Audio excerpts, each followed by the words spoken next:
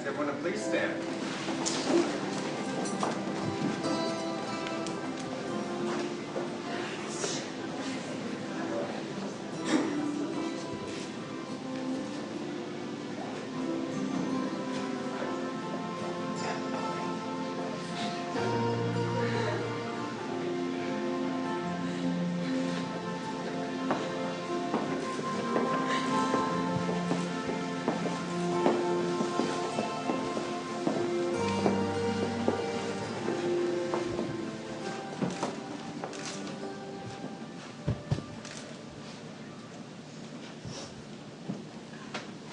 Please be seated.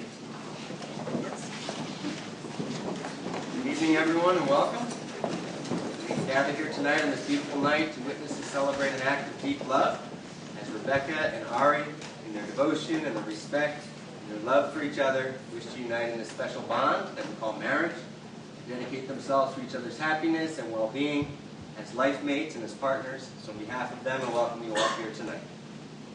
Now, although this is their wedding, it's also a tribute, in a way, to each and every one of you.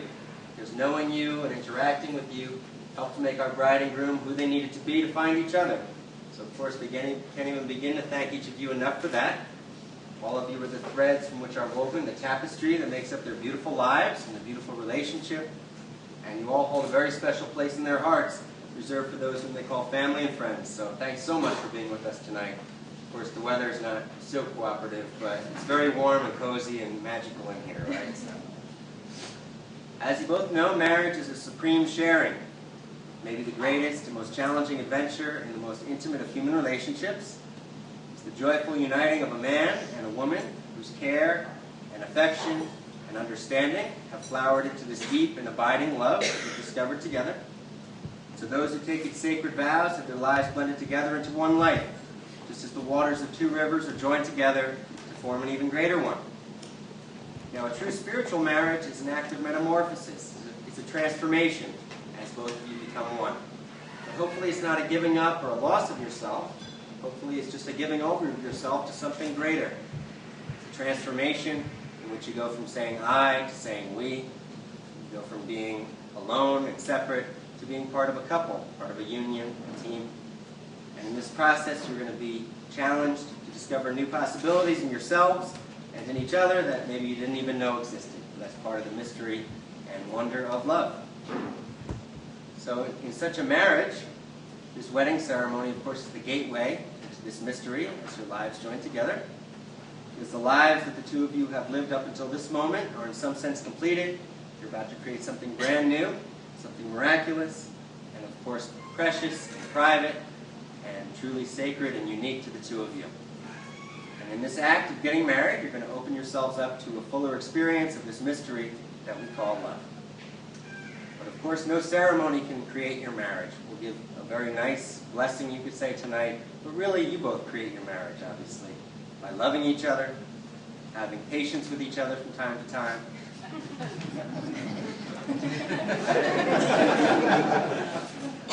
being dedicated to each other, persevering no matter what life might bring in your path.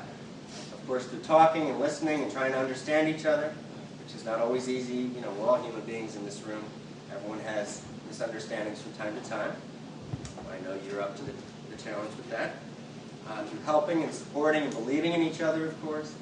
Learning to forgive, learning to respect and appreciate the differences that you might have. And of course, learning to make the important things count, focus on the important things, but let go of the nonsense, the little things that sometimes get in the way.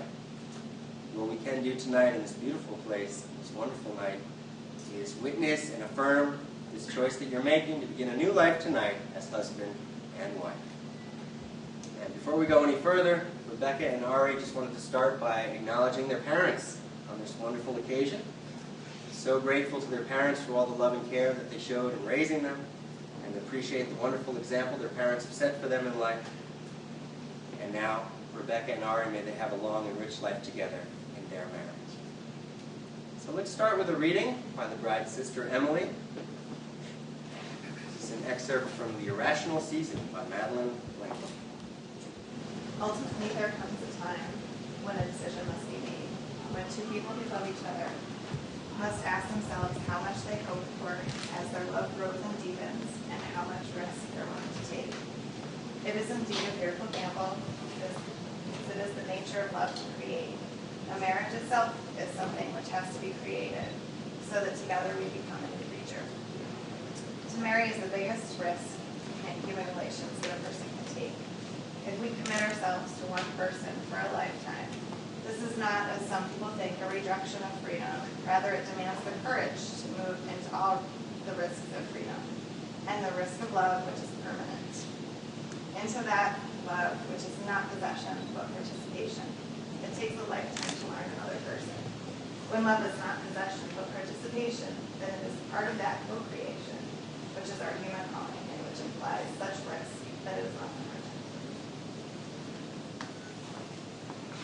I have an important question at this time. May I have the rings, please?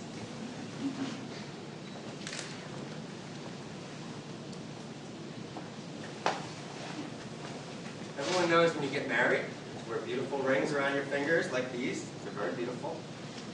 We don't always think about why we do this, what the symbolism is, what it means, where this tradition came from. Really, a ring is a circle. A circle has no end to it. It goes around and around, or you could say it goes on and on. And that's exactly what we want for your marriage, that it goes on and on without end. And as you look around in this world we live in, we sometimes forget that we're surrounded by circles all the time. The earth is a huge circle. The sun and the moon are circles. The earth is always going around the sun every year in a big circle. The moon goes around the earth in a big circle every year. And in human life also, when we come to the completion of a task, maybe we say, oh, I came full circle. It's no coincidence. It's because, circles are the very fabric that makes up our life. Here we are now in autumn, going on to winter, and then spring, summer, and back to autumn in a circle every year. So it's like we're spinning in circles. The bottom line is a circle is a symbol of these eternal cycles of life, of things that have no end, like your marriage. Another thing about a circle is there's no point of weakness to it. All of the weight is evenly distributed around it. We don't want any weaknesses for your marriage. We want it to be good and strong and everlasting. So you may each take each other's ring at this time, each other's circle. And Ari, as you place this ring on Rebecca's finger, I ask you, do you take this woman to be your lawful wedded wife? Do you promise Rebecca and all of us gathered here that from this point forward, your arms might be her shelter, your heart might be her guide? And do you promise to support her and nourish her, and love, respect, and honor her for the rest of your days on earth? If so, please say, I do. You may place the ring on her finger. Now, Rebecca, as you place the ring on Ari's finger, I ask you, do you take this man to be your lawful wedded husband? Do you promise Ari and all of us gathered here that from this point forward, your arms might be his shelter, your heart might be his guide? And do you promise to support him and nourish him, and love, respect, and honor him for the rest of your days on earth? If so, please say, I do. I do. You may place the ring